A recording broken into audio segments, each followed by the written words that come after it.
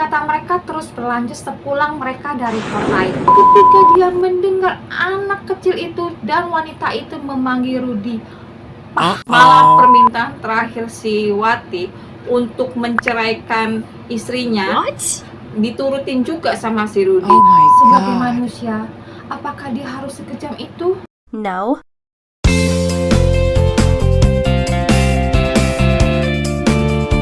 Halo geng, apa kabar? Kembali lagi ke cerita cinta. Udah kayak ngidi ayam ya. Gimana kabar kalian? Semoga baik-baik saja ya. Nah, cerita kita kali ini datang dari seorang pelakor, geng. Oh my God. Aduh, ini kalau emak-emak ya kalau dengar kata pelakor, gemesnya minta ampun ya. Dan kakak kita ini mengakui kalau dia dulu adalah seorang pelakor, bukan sekarang loh geng, tapi dulu. Dan kita tidak berhak untuk menjudge ya. Dan mungkin juga ini kita jadi dapat pengetahuan ya dari cerita kakak kita ini ya. Gimana sih ceritanya? Sebenarnya bukan hanya gue ya, pasti kalian semua juga ingin tahu ya dari sudut pandang seorang pelakor tuh kayak gimana dia bisa terlibat cinta yang rumit itu, dan syukurnya dia bisa keluar dari hubungan yang rumit itu. Dan kita juga kan ingin tahu ya gimana sih dulu bisa terjadinya ya pertemuan antara si kakak ini dengan suami orang itu. Dan pastinya kita tidak boleh menghakimi ya, sekali lagi tidak boleh menghakimi ya geng ya. Dan mungkin bukan hanya gue, ibu-ibu di luar sana ya pastinya dengar cerita ini mungkin kita dapat pengetahuannya dari sudut pandang seorang pelakor. Dan mungkin juga untuk menjadi pembelajaran ya, yang kasusnya sama dengan kakak ini yang ingin keluar dari cinta yang rumit ini, cinta dengan suami orang ya. Oke geng, dan sekali lagi untuk identitas kakak ini sekali lagi tetap gue jaga ya, gue rahasiakan ya. Jadi nama-nama dalam yang apa yang gue sampaikan dalam cerita ini pastinya namanya semua samaran ya, seperti kemarin-kemarin juga begitu ya geng ya. Yes. Oke deh geng, kita capcus ke ceritanya. Wati adalah karyawati di sebuah bank swasta. Dia bekerja di bank itu di bagian sales ya, atau marketing ya bisa kita sebutnya. Dan seperti biasa rutinitas hari-hari yang dia lakukan di tempat kerjanya, ya biasalah melayani banyak customer untuk pinjaman agunan ya.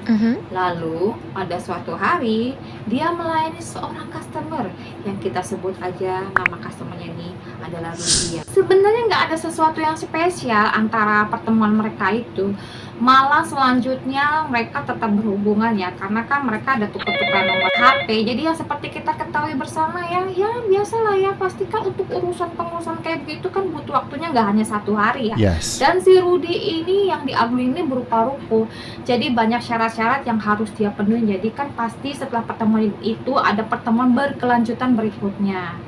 Cuma setelah urusan mereka selesai, jadi pada suatu hari saat si Wati lagi liburan di luar kota, dia nggak menyangka ketemu Rudy di suatu restoran di kota itu. Loh, Pak Rudy lagi di sini. Kaget Wati saat itu. Dan gak kalah kagetnya juga dengan si Rudy. Rudy pun balas, "Loh, Bu Wati lagi di sini." "Iya Pak, saya lagi liburan di sini. Kalau Bapak sendiri lagi apa?" tanya si Wati berikutnya. Terus si Rudy balas, "Ya saya lagi ini Bu, lagi ada urusan bisnis di kota ini." Ini disclaimer aja ya geng ya. Sebenarnya sih pada ya pengetahuan umum ya, pasti kita tahu ya kalau mereka ini kenapa bicara yang formal, karena kan mereka pernah jadi kolega ya. Ya ini kan jatuhnya ke etika pekerjaan kayak gitu ya geng ya. Yes. Nah selanjutnya setelah pertemuan itu, karena masing-masing tahu mereka ini sendiri di kota itu, jadi mereka mengisi waktu bersama di kota itu. Oh my God. Dan gara-gara itu juga mereka jadi bicara tidak formal lagi, jadi bicaranya aku kamu, karena mereka sebenarnya adalah seumuran ya geng ya. Ya seperti tadi gue bilang ya, itu kan sebenarnya bicara formal gitu bukan berarti mereka ini umurnya tua, karena itu hanya etika pekerjaan aja ya. Yes. Dan kedekatan mereka terus berlanjut sepulang mereka dari kota setelah itu mereka sering chat, jalan bareng, dan selanjutnya tahu apa yang terjadi? Karena mereka merasa sudah saling cocok, karena udah saling dekat, udah saling kenal ya. Dan tahu kan apa yang terjadi berikutnya? Mereka jadian, geng. Kalau orang baru jadian pastikan ada perasaan bucin ya. Karena kan cintanya lagi merkah-merkahnya. Nah, terus pada suatu hari si Wati ini ingin belanja di swalayan lah, pada suatu swalayan begitulah. Pokoknya dia ingin belanja bulanan lah. Nah, pas lagi dia asik-asik nih lihat-lihat barang, dia melihat si Budi jalan dengan seorang wanita dan seorang anak kecil. Oh my Tadinya God. si Wati ini nggak ada mikir apa-apa, soalnya sebelumnya mereka udah ada telepon-teleponan antara si Wati dan Rudi ini, dan Rudi bilang dia mau nganterin sepupunya. Sepupunya ini katanya udah kawin, dia mau nganterin sepupunya pergi lah gitu dengan anaknya. Cuman ketika dia nyamperin si Rudi, belum sampai lah berapa langkah dari diantara mereka itu, tiba-tiba kakinya membeku, geng. Tahu kenapa? Ketika dia mendengar anak kecil itu dan wanita itu memanggil Rudi, Oops. dan di situ yang terkejut setengah mati bukan Wati aja ya, pastinya juga si Rudi. Dia kaget juga dengan kehadiran si Wati ini tiba-tiba di depan matanya kayak gitu kan. Dan disitulah terjadi namanya momen canggung di antara mereka semua itu pokoknya ya. Dengan berat hati dan malu dan perasaan gak enak, canggung juga, kikuk lah, campur aduk lah, si Rudi ini mau gak mau mengenalkan keluarga kecilnya ke si Wati. Oh Inilah my yang dinamakan God. bucin. Sudah tahu, lihat begitu. Jadi setelah kejadian itu, Wati ini ribut pokoknya sama si Rudi ini. Dia marah-marah lah sama si Rudi ini karena kan dia merasa ditipu ya. Si Rudi ini nggak berlaku jujur kan sama dia, nggak ngomong kalau dia ini sudah nikah kayak gitu kan. Yes. Jadi si Wati ini mengungkapkan perasaan kekecewaannya lah ke si Rudi ini. Cuman udah tahu ya keadaan si Rudi ini ternyata sudah nikah ya. Udah lihat kejadian itu ya, si Watinya ini ternyata tetap bersama si Rudi. Oh Dia my nggak God. ada mutusin si Rudi sama sekali. Malah kadang si Wati ini suka buat drama-drama. Ya seperti drama-drama minta pembuktian cinta gitulah, geng. What? Kan si Wati ini nih ngekos, geng. Jadi salah satu contoh dramanya kayak misalkan, kalau lo cinta sama gue, lo jangan pulang tidur di sini, kayak gitulah, geng. Nah, sebenarnya sih kalau dibilang bukan Wati aja yang bucin, si Rudinya juga bucin sama si Wati, karena apapun permintaan si Wati selalu diturutin si Rudi. Oh my God. Malah permintaan terakhir si Wati untuk menceraikan istrinya What? diturutin juga sama si Rudi. Jadi Rudi ini lagi dalam proses cerai, dia mengajukan gugatan cerai ke istrinya. Oh my God. Terus pada suatu hari si Wati ini kedatangan tamu di kosannya. Dia kedatangan keponakannya, jadi anak dari kakaknya. Kan Wati kalau Sabtu Minggu libur kerja, jadi kakaknya itu minta tolong dia nitipin anaknya lah untuk dijaga sama si Wati. Nah, pas malam tiba, saat si Wati dan ponakannya ini mau tidur lah ya, biasalah mereka ini pada sebelum tidur mau ngobrol-ngobrol gitu lah di ranjang. Nah, di situ dia baru tahu kalau si kakaknya ini, mama dari ponakannya ini, ternyata bukan untuk urusan, kan jadi kakaknya ini ada kayak bisnis kecil-kecilan lah di rumahnya. Nah, dia ngakunya itu mau nitipin ke anaknya itu ke Wati. Dia bilang ke Wati kalau dia mau lihat barang, pergi keluar kota tuh mau lihat barang. Ternyata dia baru tahu dari omongan ponakannya kalau ternyata kakaknya itu pergi mau cari suaminya, mau cari papahnya, kata ponakannya. Dia bilang, Mama itu kan pergi mau cari papa, karena papa itu seminggu udah nggak pulang-pulang, udah seminggu nggak pulang-pulang. Jelas Wati kaget ya. Terus si Wati nanya, memang papa kemana? Terus ponakannya selanjutnya ceritanya sambil nangis, geng. Dia bilang, papa punya cewek. Dia dengar itu karena mama papanya kan sering ribut di rumah gitu lah, geng. Jadi anak itu dengar lah kalau papanya itu punya cewek.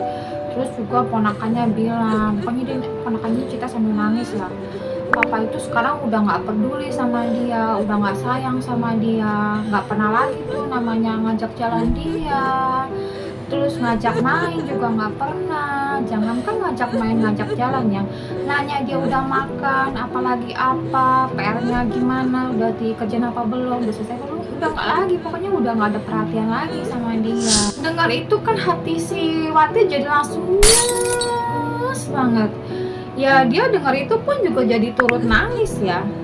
Ya sebenarnya sih dia nangis bukan karena lihat kondisi ponakan dan kakaknya ini ya, kondisi keluarga mereka ini ya. Dia pun jadi menangisi kondisi keluarga dari pihak istrinya si Rudi dan anaknya. Dia pun jadi membayangkan gimana perasaannya istri dan anaknya Rudi ini, pasti sama yang dirasakan dengan ponakannya dan kakaknya ini. Dari situlah dia tersadar betapa egoisnya dia.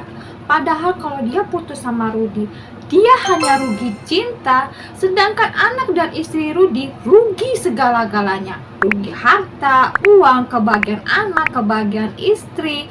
Pokoknya dia merengkuh semua kebahagiaan itu untuk demi dirinya. Sebagai manusia, apakah dia harus sekejam itu? No. Jadi dari situlah si Wati berbesar hati, dengan jiwa yang besar lah dia memutuskan si Rudi ini. Tapi memutuskan Rudi apakah hal yang gampang? Enggak, geng. Kenapa? Karena si Rudi ini merasa nggak terima lah pokoknya. What? Karena kan dia sudah menurutin permintaan si Wati ini ya, sampai dia sudah dalam proses gugatan cerai ke istrinya ya. Jadi dia nggak terima, geng, diputusin sama si Wati ini. Terus dia ngejar-ngejar Wati lah di kosannya sampai di tempat kerjanya, karena kan setelah diputusin itu kan si Wati susah gitu dihubungin, susah ditemuin. Dan seperti kita ketahui bersama ya, si Rudi ini kan juga bucin sama si Wati.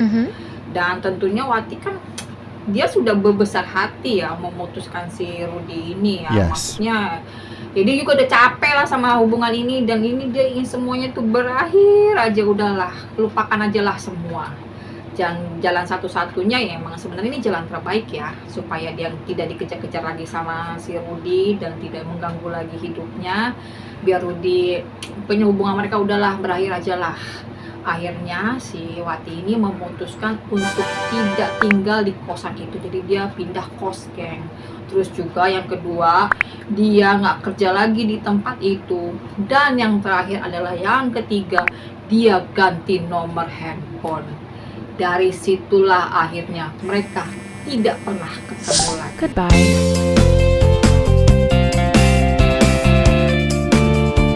Nah itu dia, geng, ceritanya yang berakhir jatuhnya sad ending ya. Sebenarnya si Wati ini nggak pernah, maksudnya dia nggak menyangka ya kalau dia akan ada dalam situasi hubungan seperti itu. Makanya dia nggak menyangka akan jadi seorang pelakor. Kalau tidak ada obrolan malam itu dengan keponakannya, mungkin dia akan terus berlanjut sama Rudi sampai ke pelaminan pastinya kan. Karena kan Rudi dalam proses perceraian itu kan pasti kan akan ada pernikahan dia dengan Rudi. Yes. Dan kalaupun tidak ada obrolan malam itu, mungkin dia akan terus nikah gitu, berlanjut sama si Rudi, nikah gitu sama si Rudi. Berarti kan dia akan bahagia di atas penderitaan orang. Dan dari obrolan malam itu juga dengan ponakannya, justru tuh dia terima kasih sama ponakannya, membuat dia sadar atas kekeliruan yang dia lakukan. Juga membuat dia tersadar kalau cinta itu harus pakai nalar dan pikiran, jangan sampai membutakan hati dan pikiran. Oke, terima kasih untuk Mbak Wati yang sudah berbagi cerita cinta ini ke kita, dan kita bisa mendengarkannya. Akhirnya gue bisa menceritakan ke kalian dan kalian bisa menikmatinya ya. Oke, jangan lupa, geng, untuk like, subscribe, komen, dan share. Oke, geng, sampai ketemu lagi di cerita cinta kita berikutnya ya. Bye-bye.